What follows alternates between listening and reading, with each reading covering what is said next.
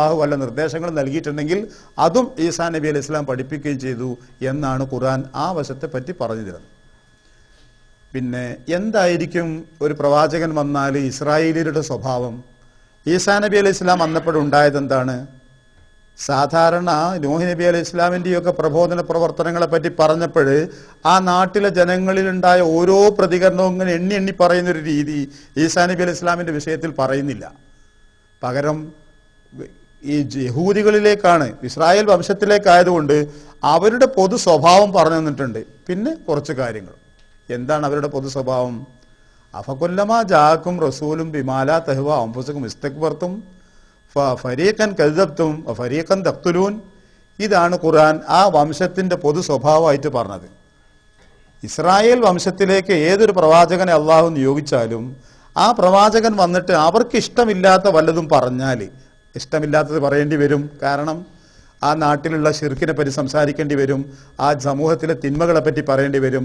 അങ്ങനെ പറയുമ്പോൾ ഇസ്തക്ബർത്തും ആ ജനത അഹങ്കാരം കാണിക്കുക ചെയ്ത്. എന്നിട്ട് അവരെന്ത് ചെയ്തു? ഫരീഖൻ കദ്ദബ്തും, ചില നബിമാരെ അവർ നിഷേധിച്ചു, നീ കള്ളനാണെന്ന് പറഞ്ഞു ചില നബിമാരോട്. അപ്പോൾ ഫരീഖൻ തഖ്തുലൂൻ, വേറെ ചില നബിമാരെ അവർ കൊല്ലുകയും ചെയ്തു. ഇതാണ് ഇസ്രായേൽ വംശത്തിൻ്റെ പൊതു സമ്പ്രദായമായി ഖുർആൻ പറഞ്ഞത്. അവരുടെ ജീവിത രീതികളോട് യോജിക്കാതെ അവരുടെ തെറ്റുകളെ പറ്റിയോ പോരായ്മകളെ പറ്റിയോ പറയുന്ന ഏത് പ്രവാചകൻ വന്നാലും ആ പ്രവാചകനെ സ്വീകരിക്കാൻ കൂട്ടാക്കിയില്ല. അവർ അദ്ദേഹത്തെ നിഷേധിച്ചു, കളവാക്കി, അല്ലെങ്കിൽ ചിലരെ പിടിച്ച് കൊല്ലുകയും ചെയ്തു എന്നാണ് ഖുർആൻ പറഞ്ഞിരുന്നത്. ആ അർത്ഥത്തിൽ ഈസാ നബി അലൈഹി ഇസ്ലാമിനെയും അവർ കൊല്ലാൻ ശ്രമിച്ചു എന്നും പക്ഷേ ആ ശ്രമം നടന്നില്ല എന്നും ഖുർആൻ പറയുന്നു. വ മക്കറു, അവർ ചില തന്ത്രങ്ങൾ പ്രയോഗിച്ചു. വ മക്കറല്ലാ, അള്ളാഹു ചില തന്ത്രവും പ്രയോഗിച്ചു. വല്ലാഹു ഖൈറുൽ മാക്കിരീൻ, തന്ത്രം പ്രയോഗിക്കാൻ അള്ളാഹിനേക്കാളും മികച്ചവൻ ആരുമില്ലല്ലോ.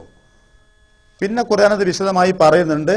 ഒരു ക്ലാസ് കൊണ്ട് ഈ വിഷയം തീരില്ല എന്ന് തോന്നുന്നതുകൊണ്ട് ഞാൻ അടുത്ത ആഴ്ചയിലേക്ക് ഈസാ നബി അലൈഹി ഇസ്ലാമിനെ കുറിച്ച് മാത്രമുള്ള വിഷയങ്ങൾ മാറ്റിവെക്കുകയാണ്.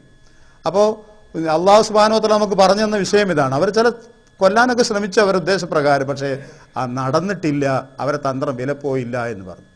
പക്ഷെ അതേസമയം എല്ലായ്പ്പോഴും ഉണ്ടാകുന്നത് പോലെ ഒരു കൂട്ടം ആളുകൾ അദ്ദേഹത്തെ വിശ്വസിച്ചു എന്നും അദ്ദേഹത്തെ എല്ലാവിധത്തിലും സഹായിക്കാൻ തയ്യാറായ ഒരു കൂട്ടം സഹാബികളെ ഹവാരിയികൾ, അൻസാറുകൾ എന്നർത്ഥം വരാവുന്നൊരു വാക്കുകൊണ്ട് അള്ളാഹു വിശേഷിപ്പിക്കുകയും ചെയ്തിട്ടുണ്ട്.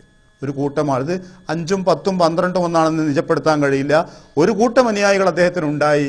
മുഹമ്മദ് മുസ്തഫ സല്ലല്ലാഹു അലൈഹി വസല്ലമക്ക് മദീനയിൽ അൻസാറുകൾ ഉണ്ടായതുപോലെ ഫലമ്മാ അഹസ്സ ഈസാ മിൻഹുൽ കുഫർ, ഈ ജനത തന്നെ അവിശ്വസിക്കുന്നു എന്ന് അദ്ദേഹം തൊട്ടറിഞ്ഞപ്പോൾ അദ്ദേഹം ചോദിച്ചു, മൻ അൻസാരി ഇലല്ലാഹ്, അള്ളാഹുവിൻ്റെ വിഷയത്തിൽ എന്നെ സഹായിക്കാൻ ആരുണ്ട്? ഖാലൽ ഹവാരിയൂന, അദ്ദേഹത്തിൻ്റെ ശിഷ്യന്മാരുടെ കൂട്ടത്തിലെ ഹവാരിയികൾ എന്ന നാമം കൊണ്ട് അള്ളാഹു പ്രകീർത്തിച്ച ആ സഹായിക്കാൻ തയ്യാറായ അവർ പറഞ്ഞു, നഹ്നു അൻസാറുല്ലാഹ്, ഞങ്ങൾ തന്നെ സഹായിക്കാമെന്ന് പറയുകയും ചെയ്തു. ഈ ഒരു ഓടിച്ചു പോക്കുകൊണ്ട് കിട്ടുന്ന എന്താന്ന് ചോദിച്ചാൽ, ക്രിസ്തുമതത്തിൻ്റെ സ്ഥാപകൻ ഈസാ നബി അലൈഹി സ്വലാം ആണ് എന്ന് പറയുന്ന ഒരു വാദം, ഒരു ചിന്ത നമ്മുടെ മനസ്സിൽ ഉണ്ടാവാൻ പാടില്ല.